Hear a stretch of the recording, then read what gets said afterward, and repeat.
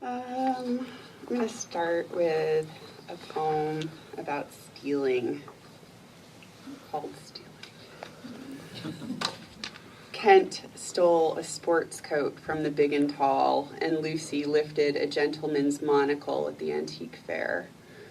She says sometimes she steals because no one is watching. I saw a homeless guy steal some Slim Jims, but I didn't tell.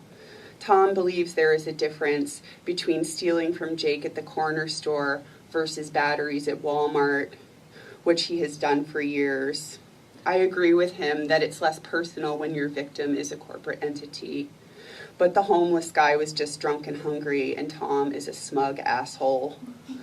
My brother stole a duck phone from a police station once. When it rang, it quacked. And also a guitar strap from a Sonic Youth concert in 1993. I went to court for the Bob Marley tape I took from the record store when I was 17. My father was a cop, so you can imagine my humiliation. I swore never again, but then there was the half-moon pendant at the Riverfest. You think they would know better, keep an eye on the small stuff, watch the things that matter most, and trust no one. But then there goes some dickhead with my backpack and his new box of tampons, eyelash curler, and anthology of Japanese feminist poetry. This is called In the Shape of a Man, but it's about a cookie. Nothing short of delicious was the case. A sense of midgetry informed the piece, a smallish whip of mousse atop the cute forehead. I ate the feet first, his green shoes a smart mint taste. My tongue shivered fresh. I liked the buttons best, a metallic look and hard to bite. I didn't lose a tooth. After the arms and waist, crumbs scattered over my new suede. Still, I relished the final parts, the look on his face. I'm going to read a found poem now called Blonde. And you might be able to figure out where I found it, hopefully.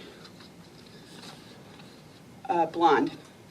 Lipstick on the cucumbers. She couldn't keep her calves together. Mail gets delivered to the right box. She wasn't used to being in the front seat. Bite marks on the steering wheel. Why was she upset?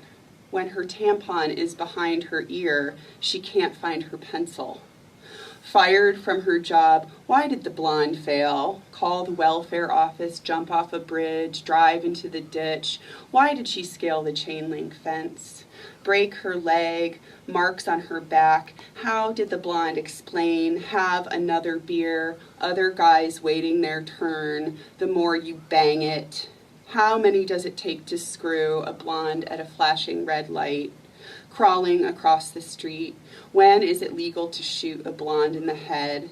Couldn't dial 911. When she wakes up on the floor, she gets dressed and goes home. This one's called Apology. There was a glass on the windowsill. I broke it. A song you liked about a paddle boat, a baby boy. I refused to sing it. I did not eat the eggs you made, your brittle toast. I feared I wouldn't like the taste, and so I chose not to act. I'm actively sorry. I cannot hold you. There are cats on your mattress to console you. When you woke up on the train, your backpack was gone again. It's probably okay to blame me. There's a storm cloud stirring over Toledo for which I am likely accountable. And also for the splinters in your fist, the bitchy fence that bore my resemblance. There is a lamppost leaning towards the ground, its light long gone, a moth that has given up. The month of June is polluted with the disappointment of empty bottles, the spoiled hope of plump tomatoes. It will be hard for you to ever feel full again. It will be hard for you to forgive me. It's called Lover Walking. You leave me in bed to note the sunrise from my garden, buy me coffee with 7 quarters at the corner store. You sell sweatshirts on your front lawn, take pennies from city fountains. You're busking for dollars in the Rockridge station, singing Sloop John B. off-key on the escalator, your voice shameless and bright. No job will have you, no matter. You are in love. You write me a note on an oak leaf with a pigeon feather. You are loud in quiet places, crying on the park bench, yelling in the tulips. You are drunk again, kneeling in the gravel. Always, you either want to live or die. You with a whistle and a cigarette, a story about stealing and a sigh. You with grease stains on your jacket, inconsolable on the last train home. Moving past the slatted fence, moving over me, your body a rhythm of light. I feared you might leave out the door and into the dark, and you did. I couldn't find you. Whiskey and high beams and fog blurring the streetlights. You kissed me in the rain on our first and last nights, like the rain opened and closed on us, like we were a book of rain. And then this is my last poem, and it's called Vanishing Point. And then I will vanish. Vanishing Point.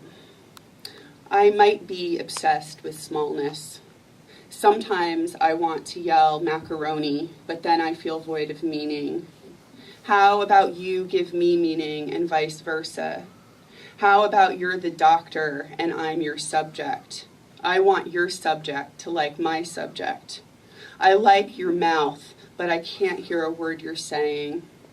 I'm just saying, if existence were an endless line, a heart monitor, you might be my biggest blip. I might be wrong. Last wrong turn, I ended up in Dubuque on the world's shortest trolley. At the top of the hill, I could still see my green flip-flops melting into the asphalt. They were small, very small. Perspective is a big deal. It's as big as a baby's arm. It's bigger than the bones they found buried beneath the old drive-in theater. I remember making out there in the back seat, your hands, my green soccer shorts. I remember the shorts. It's always the little things. A man carves a Marilyn Monroe so small that she fits into the eye of a needle. No needle will prevent you from shrinking entirely. It appears you are becoming smaller from here in the future. I think you had blue eyes. I can't see your face from this distance. You appear to be merging with the tree down the street. Thank you.